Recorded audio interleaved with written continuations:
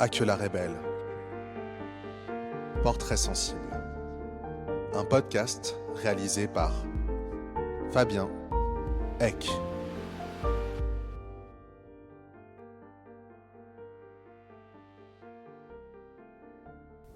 Cette émission est une rediffusion, puisque suite au succès du dernier festival d'Avignon pour la disparition de Joseph Mengele, ce spectacle est repris au Théâtre de la Pépinière, qui se trouve au 7 rue Louis-le-Grand, dans le 2e arrondissement de Paris, et vous pouvez voir ce spectacle tous les vendredis et samedis à 19h et le dimanche à 15h. Bonne écoute. C'est en revenant du Festival d'Avignon, dans le train, que m'est venue cette réflexion. Il est des récits comme des vies qu'il est bon d'être contés par respect pour les morts. Et nous pouvons accepter, même si nous en comprenons parfaitement la déraison et le désespoir parce qu'il nous fait mal, ce titre édité aux éditions de Minuit, Une connaissance inutile de Charlotte Delbo, qui fut avant sa déportation à Auschwitz la secrétaire de Louis Jouvet. Tout comme le guitariste Serge Tessoguet, lui qui avait adapté La peau et les os de Georges Hyvernaud en lui donnant ce titre « On croit qu'on en est sorti ». Eh bien, il semble que nous n'en finissons pas de ne pas en finir.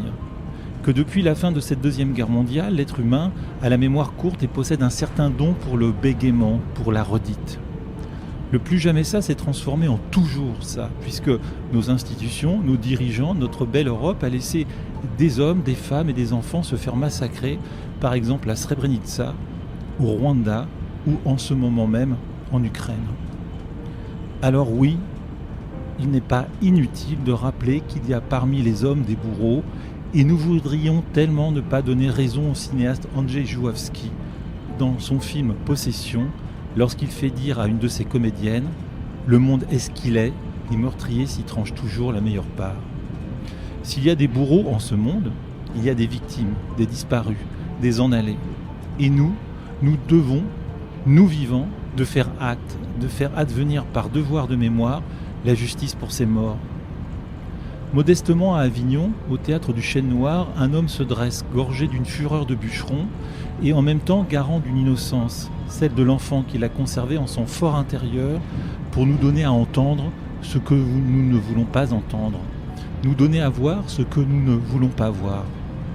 L'homme, l'humain, sur cette scène se nomme Michael Chérignan. Il a adapté le roman de Olivier Guèze, La disparition de Joseph Mengele. Il est seul sur scène et il lutte, il combat jusqu'au bout du récit pour restituer la fuite, la traque du docteur Mengele. Nous l'avons rencontré à l'issue de la représentation du vendredi 12 juillet 2024 où le public l'a ovationné, happé par sa prestation dantesque. Ah, que la Rebelle vous dit bonjour ou bonsoir et vous souhaite la bienvenue en vous accueillant avec la deuxième partie de la symphonie numéro 3 de Henryk Górecki.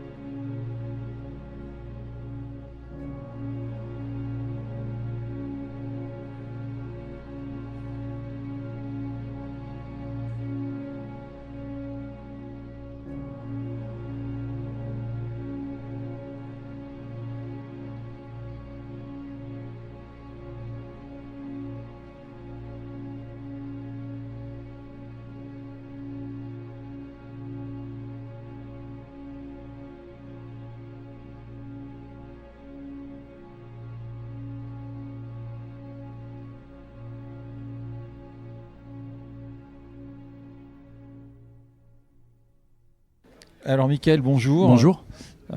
C'est très émouvant parce qu'on est à l'arrière du théâtre Du Chêne Noir, quoi. Et je viens d'assister à la représentation de La disparition de Joseph Mengele. Un roman qui est, je sais plus il est je l'ai lu dès sa sortie. Grasset. C'est Grasset, chez Grasset, et c'est des 2000. Il y a pas. De quelle année la sortie? 2017. Enfin, le prix Renaudot, c'est 2017. D'accord. La première chose, c'est comment on tombe sur. Alors, on va plutôt partir sur une autre question. Parce que j'imagine que il y a des différentes étapes pour arriver à ce texte-là. Et finalement, la découverte du théâtre et des mots, ça a apparu quand dans ta vie? Très jeune. Enfin, vraiment je pense très jeune. Après, après c'est pas une raison, c'en est plein. La plus simple, c'est que moi, je suis né ici à Avignon et que mes parents m'ont emmené très tôt au théâtre et que je crois que c'est les premières, la première expression artistique que j'ai vue, c'est le théâtre dans la cour d'honneur, et donc je pense que j'ai été très vite dans la cour d'honneur. J'ai été très vite familier de ça, et c'est des moments, je sais pas, c'est des souvenirs qui sont agréables, des souvenirs qui sont bons.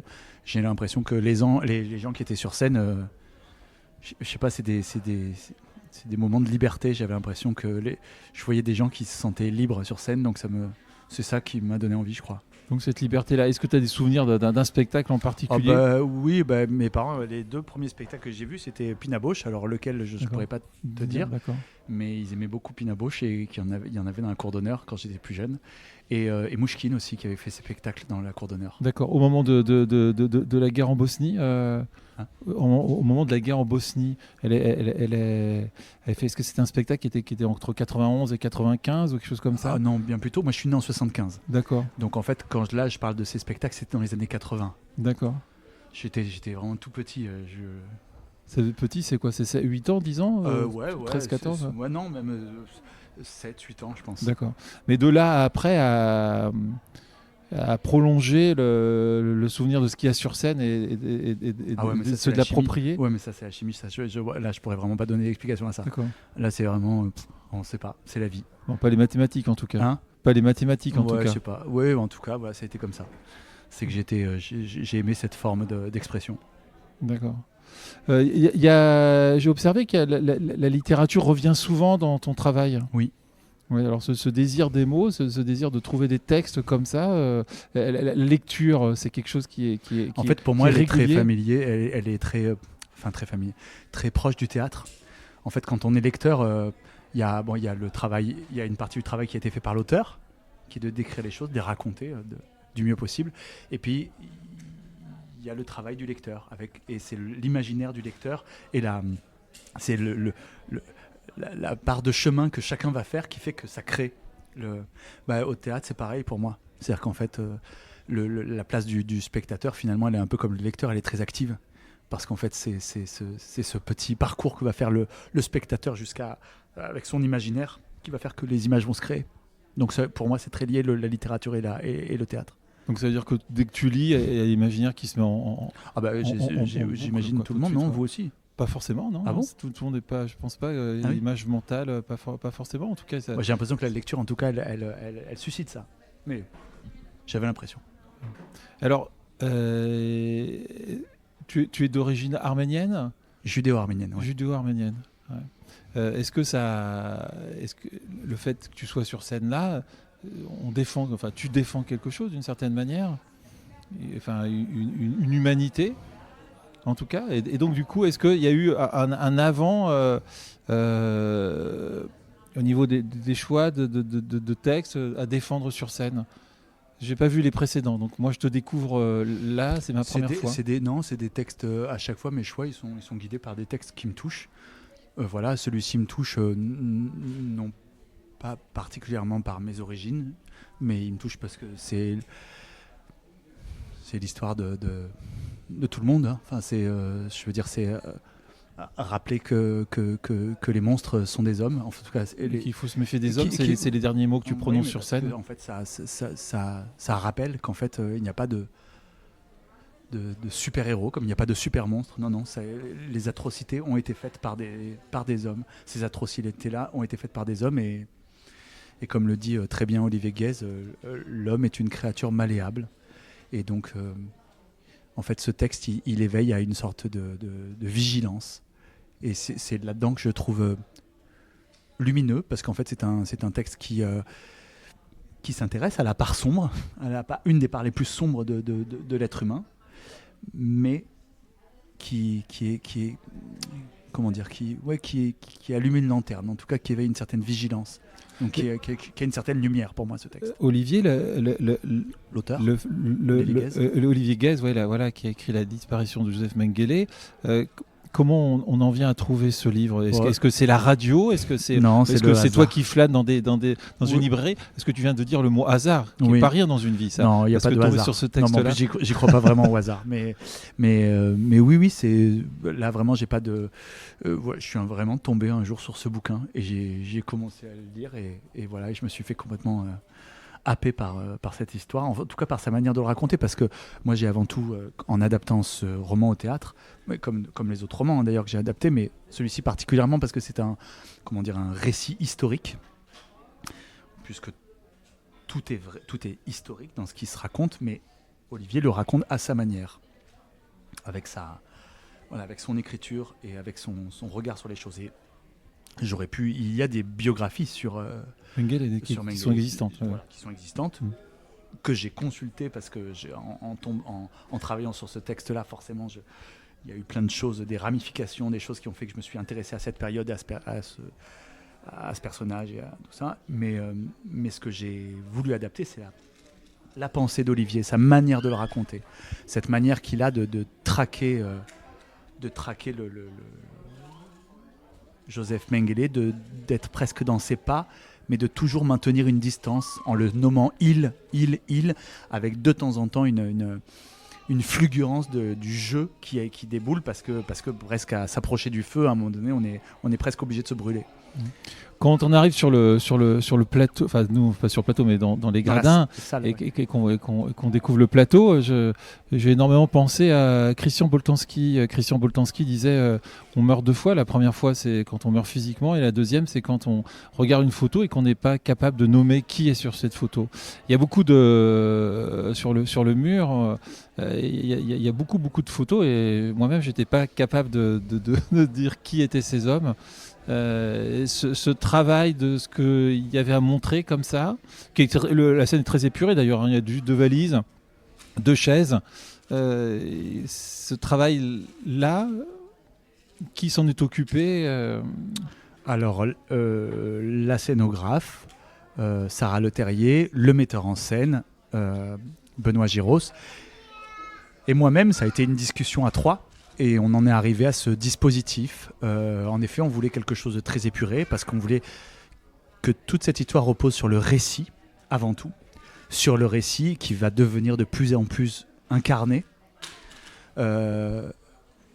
Et avec, comme en fait, ce texte-là, moi j'ai voulu l'amener au théâtre parce que j'ai voulu dire à haute voix, comme si je voulais rappeler chaque détail de cette histoire et rentrer dans chaque détail à haute voix pour ne jamais oublier qu'une impunité pareille a été possible. Parce que c'est parce qu'elle a été possible qu'elle sera peut-être possible encore d'autres fois. Et donc du coup, d'ailleurs, ça parle d'impunité et ça continue après ce qu'il y a eu en Bosnie, ce qui se passe en Ukraine, par exemple. Et l'impunité, elle n'est possible que parce qu'il y a des appuis, parce qu'il y a des alliés, parce qu'il y a des appuis politiques, des alliés financiers, famille. Enfin voilà, ça a été en tout cas le cas pour Joseph Mengele. Et donc, d'une certaine manière, en fait, ce panneau de fond de scène, en fait, c'est comme un panneau dépositaire de tout ce qui est évoqué dans ce texte.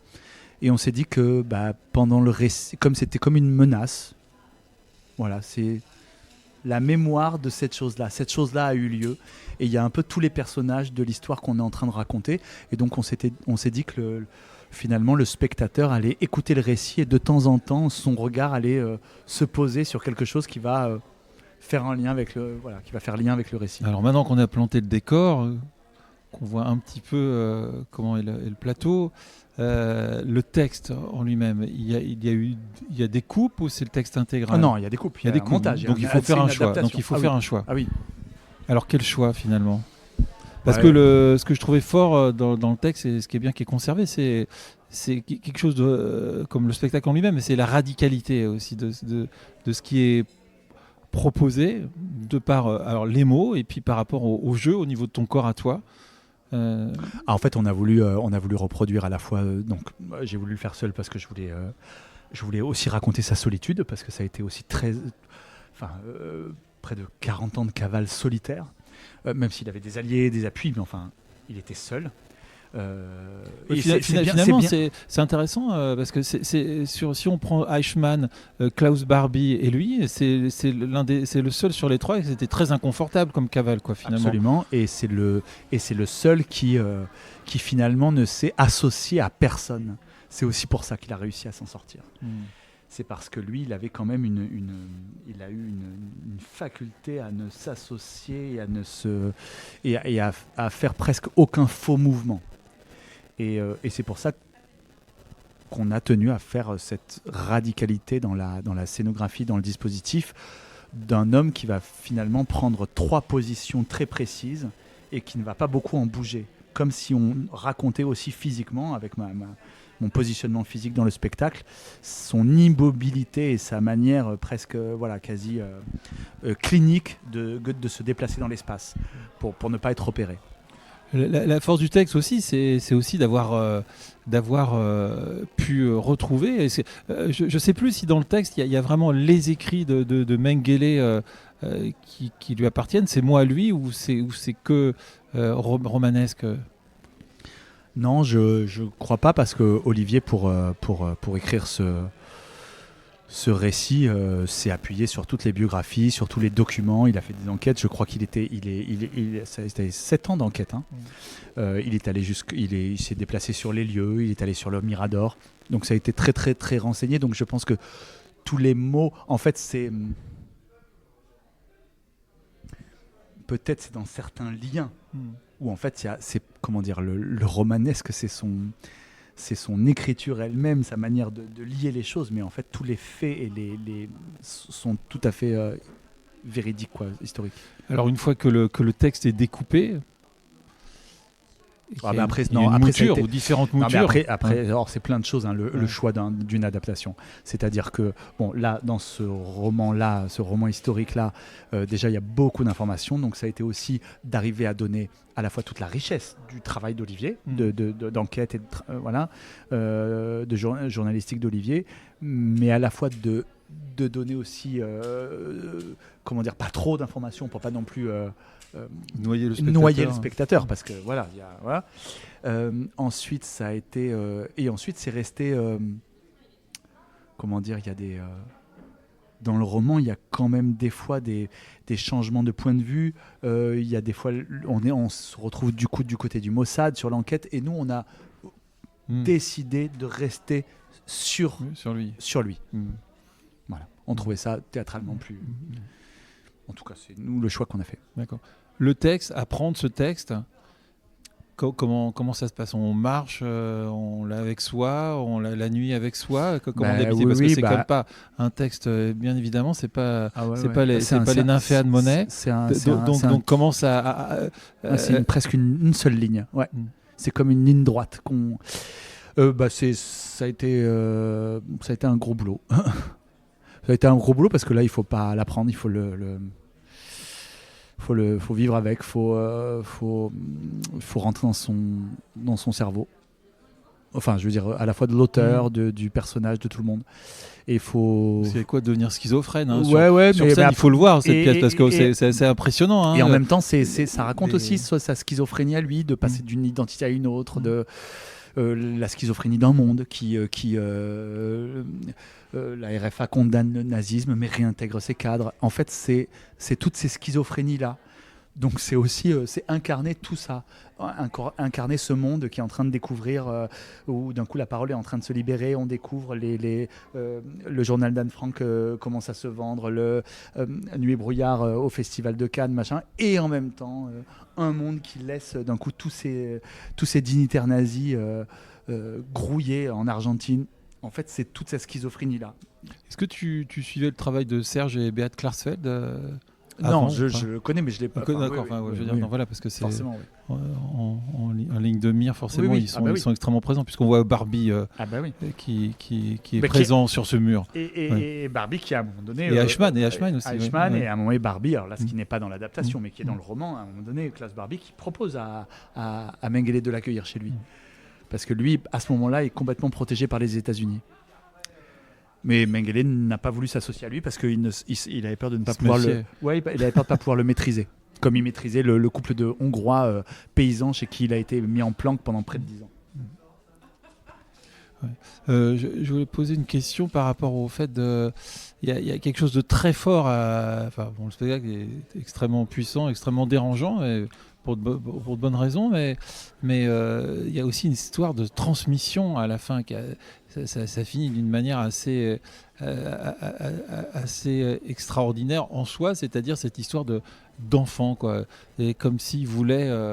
il retrouve son fils, qui n'est pas complètement perdu, mais en tout cas, il y a le fils qui apparaît à la fin de cette histoire-là. C'est-à-dire qu'en fait, ce parti pris comme ça. En effet, dans le livre, mais aussi dans son histoire, parce que le livre relate toute sa trajectoire à partir de la fin de la guerre, en 1949. En tout cas, le fils rencontrera son père 1 an et demi avant qu'il meure. Le fils de Mengele rencontre son père, le fils à qui on avait dit que son père était mort en Russie pour noyer toutes les pistes. En fait, le père va renouer avec son fils parce qu'à un moment donné... Donc on avait dit aussi que c'était son oncle. Voilà, il avait croisé une fois en croyant que c'était son oncle. Enfin, la famille a toujours camouflé cette histoire et a essayé de brouiller toutes les pistes. Bref, à un moment donné, son fils, parce que forcément le monde se met à changer, tous ces dignitaires nazis sont étalés dans la presse et tout ça, machin. Donc oui, il découvre que donc son père est Joseph Mengele, le médecin tortionnaire d'Auschwitz. Et il va aller à la rencontre de son père pratiquement 1 an avant qu'il meure. Et finalement, c'est le seul procès que ce type aura. C'est une sorte de procès de l'intime, un truc qui se passe entre 4 yeux, quoi, entre son. Est-ce que c'est il y a je vois 6 portraits, enfin c'est pas des portraits, c'est 6 photos avec 2 personnages dans ces cadres-là. C'est qui du coup? C'est le père et le fils. Le père et le fils, donc c'est très très fort. Pendant le séjour du fils en Brésil, quand il est venu voir son père. D'accord. C'est la seule photo qui a été prise d'eux. Et c'est une photo qui existe et en fait on a voulu la mettre donc sur scène dans la scénographie sur le dernier panneau qui fait le panneau de fond de scène, comme si d'un coup c'était une sorte de... C'est un peu les deux, c'est à la fois l'obsession du fils, en répétition d'une même photo, comme si c'était l'obsession du fils qui essayait de comprendre qui était son père, qu'il était héritier, et l'obsession du père qui fixe sur son Tu fils. parlais de ligne droite tout à l'heure, finalement il y a 2 lignes droites, quoi. Oui. Et puis, mais voilà, et pour moi le fils, c'est un peu nous, c'est-à-dire comment on peut être héritier d'un père pareil et comment on peut être héritier d'un monde pareil, d'un monde qui a laissé faire des choses pareilles. Je posais 2 questions encore avant que tu retrouves le calme après cette épopée là que tu nous as fait vivre. La question, c'est le corps. Est-ce que c'est très très physique? Et tu parles de ligne droite tout à l'heure, je pensais à un marathon. Ouais. C'est vraiment quelque chose d'ardu ou de tendu où ça peut rompre, mais il y a un sursaut et ça avance et on est pris par... Ok. On est pris comme ça par... Comment toi tu le vis avec ton corps, quoi? Parce que je vais arriver jusqu'au bout de cette histoire. D'accord. En fait, c'est comme un combat avec lui. En fait, je le vis comme ça à chaque fois. Avant d'arriver sur scène, c'est comme un ring, alors, un peu, d'une certaine manière. Un peu. Quoi. Ouais. Je veux aller au bout de cette histoire. Ouais, qui serait comme ça. Je veux la redire chaque fois pour pas la lâcher et pour la répéter, pour pas qu'on l'oublie. Ça a été possible. Donc c'est une espèce de transmission, quoi. Ouais. Puis, alors pour finir, une dernière question. Je suis arrivé la semaine dernière à Avignon. J'ai voulu venir dimanche, mais c'était complet.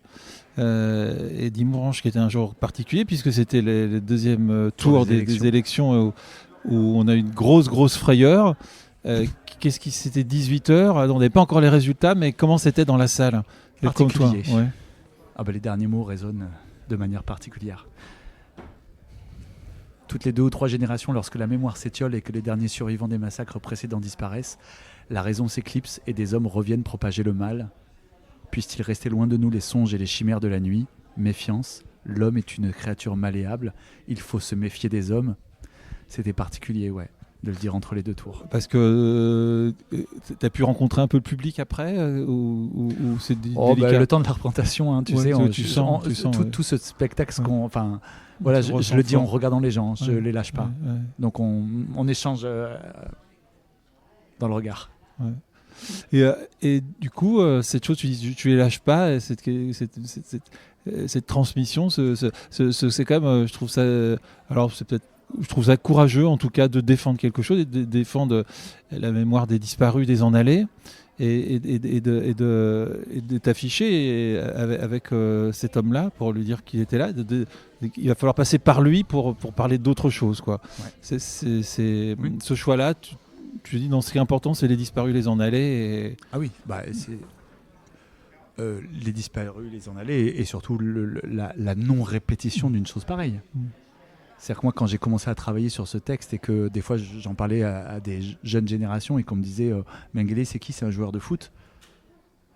Bien sûr. Ouais. Je me dis, non, c'est vraiment important de rappeler. Faut jamais oublier, en fait. Merci beaucoup, Michael.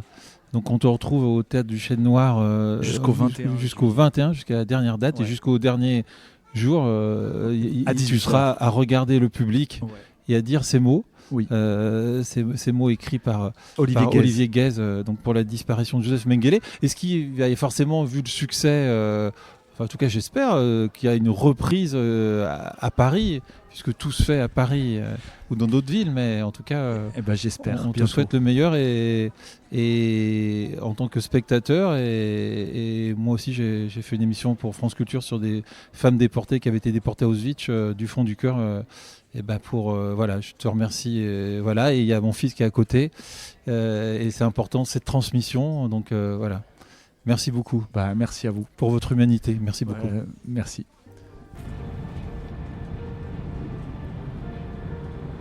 Prise de son Melville Egbelet. Texte d'introduction, entretien Fabien Eck. Visuel Aquela Rebelle Stéphane Perrault. Musique Aquela Rebelle Adrien Desarrochaux. Aquela Rebelle vous dit bonjour ou bonsoir et vous quitte avec la 3e symphonie de Henryk Górecki, 3e partie.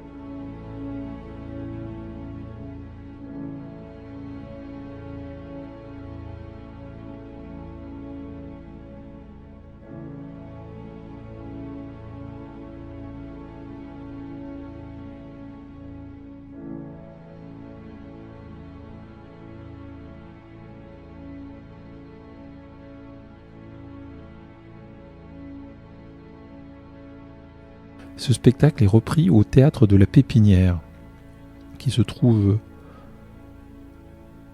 au 7 rue Louis-le-Grand, dans le 2e arrondissement de Paris.